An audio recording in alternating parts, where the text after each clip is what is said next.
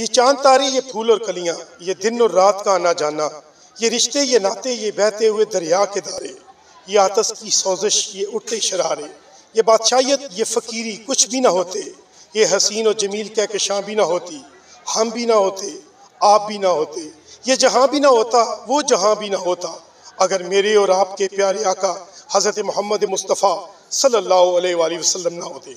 जी नाज़रीन, अभी इस वक्त मैं मौजूद हूँ तहसील दीना के स्कूल में, गवर्नमेंट हाई स्कूल चक्का में, और मेरे साथ स्कूल के हेड मास्टर मोहम्मद ज़करिया मौजूद है, जिन्होंने आज अपने स्कूल में महफ़िल मिलाद मुस्तफ़ा की एक तकरीब मुनक्कद की।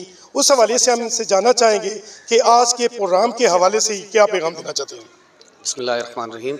जी बिल्कुल, हमारे एजुकेशन डिपार्टमेंट की तरफ से डिस्ट्रिक्ट लेवल पे हमें ये ऑर्डर मिला था कि आपने शान रहमतुल लिल आलमीन सल्लल्लाहु अलैहि वसल्लम के सिलसिले में रबीउल अव्वल के महीने में जश्न ईद मिलादुन नबी के मौजू से मुतल्लिक और इस इवेंट के मौका पर तकरीबात का इनेकाद करना है।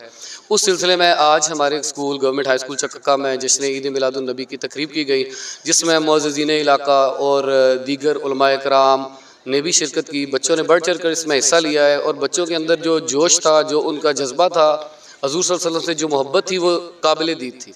और मैं समझता हूँ कि इस तरह की इवेंट वालिदैन को चाहिए घरों में ऑर्गेनाइज़ करें।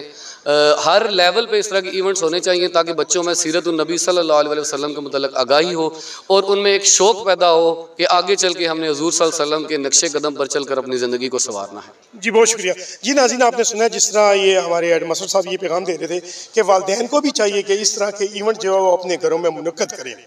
कैमरामैन टीम के साथ सैयद अमीर अहमद, दीना।